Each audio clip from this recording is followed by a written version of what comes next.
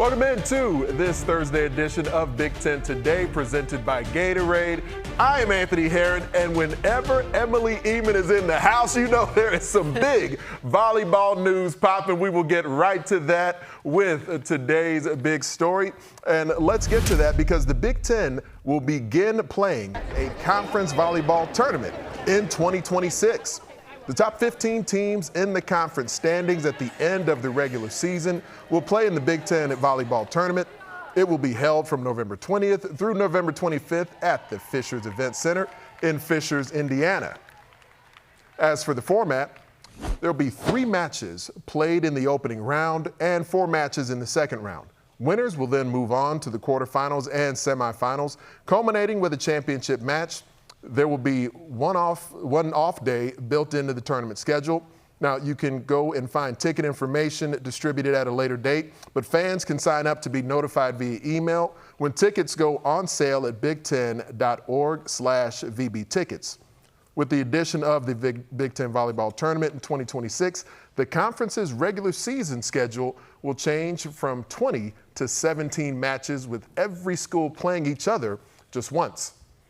So that's a little bit different than what we've been accustomed to in Big Ten volleyball, and that is why the big reason that Emily is here next to me. And so, big news, you've been aware of it for a little bit here, and as moving in this direction with Big Ten volleyball, why did the conference feel that this was important to do this right now? This is a really pivotal moment in our sport. We're seeing record viewership, record attendance, it feels like almost every single year. And this is a chance right now for the best conference in volleyball to be showcased in the most fun format. You have the top 15 teams competing in a single elimination tournament, culminating in a great championship that I think is going to draw so many fans to the building. And it's so exciting. Now we have 2 power conferences with these conference tournaments. It's a really big deal for our sport. And I know that Big Ten volleyball fans across the board are absolutely pumped about it. We, of course, know how deep this conference is. Deepest conference in the land in volleyball. 15 teams making the conference tournament field. Does that set up the end of the regular season to even have some additional storylines of competition just to make the conference tournament? Yeah, it's going to be really fun to watch those late season matches because a lot of time once November rolls around, especially late November, if you're one of the teams that knows that you're not making the NCAA tournament, it's kind of hard to have meaning going into a lot of those games because you're not really playing for anything. But now you have some of those lower teams with a chance of making the NCAA tournament and to have that postseason feel. Then you have the middle of the pack teams. They're fighting not only, of course, for a spot in the Big Ten tournament, that are fighting also for a spot in the NCAA tournament. So seeding is really important there, and it feels like every match in the regular season up until that point when you only play each other once matters even more. I love that point about, the fact that you'll only get one crack at a team in the regular season. With some of the rivalries that we have in this conference, does that set up now where a postseason match could really set up the conference tournament to have sort of that get back, that rematch with extra heat to it? Yeah, everything's exciting about a postseason feel. You have rivalries of teams that maybe haven't made the NCAA tournament in the past. Now you get them meeting up in a kind of postseason feel. It really benefits every team throughout this experience. I think mostly any kind of tournament experience benefits all teams. The teams that maybe are already into the NCAA tournament get that postseason feel, maybe going up against a rival again or going up against better competition leading into the NCAA tournament. Then you have the lower teams who maybe aren't going to qualify for the NCAA tournament, but they have an opportunity to make a deep run and to see how exciting that is. You think back to the SEC tournament last year, you had 15-seed Vanderbilt, 14-seed Ole Miss making a run, and that injected so much life into those 2 programs. I can absolutely see the same thing happening in the Big Ten tournament this season with some of those lower seeded teams making a good run and having a really exciting end to the year when in the past that wasn't always the case. Yeah, to be able to perhaps even hoist a Big Ten tournament championship trophy at the end of it all.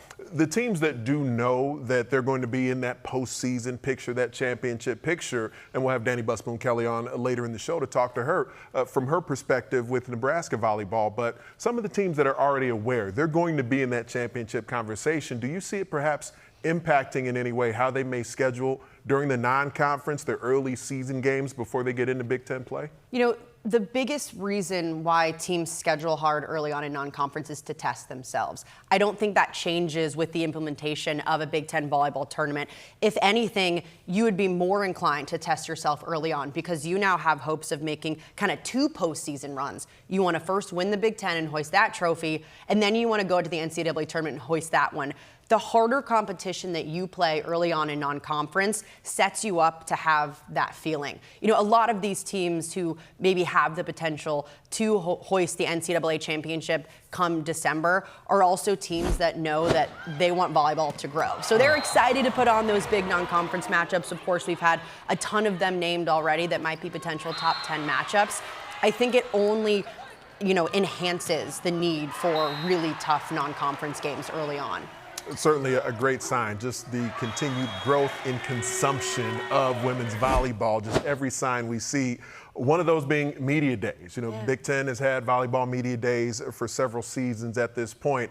As we look toward the next volleyball media days, are there any tweaks or adjustments that you're aware of? Yeah, they had just announced this along with the Big Ten tournament, so it'll all take place on one day. All 18 teams will be coming through here to the Big Ten Network studios on August 3rd, and I think that's really exciting because it was split up into 2 days before, 2 really long days, but now we have all teams coming in to one spot. You get them all rotating through together, and an awesome chance for media to come as well, cover these teams in Chicago. You get them all in one place, but I think it's going to be really fun. And, you know, it's crazy to think it's already the 5th annual Big Ten Volleyball Media Days. I feel like I just blinked and this thing has exploded. And that's what we're seeing in volleyball across the board. You know, bigger events, now power conference tournaments, and I think the Big Ten is clearly leading the charge in most of that. When you think about the Big Ten volleyball tournament, we referenced a moment ago how teams will only get that one opportunity in the regular season to show growth, and this is something you and I get to talk about sometimes when you join us on Big Ten Radio as well. The teams that maybe start off a bit slow or a bit inexperienced early in the season, the opportunity to grow and test yourself in the conference tournament.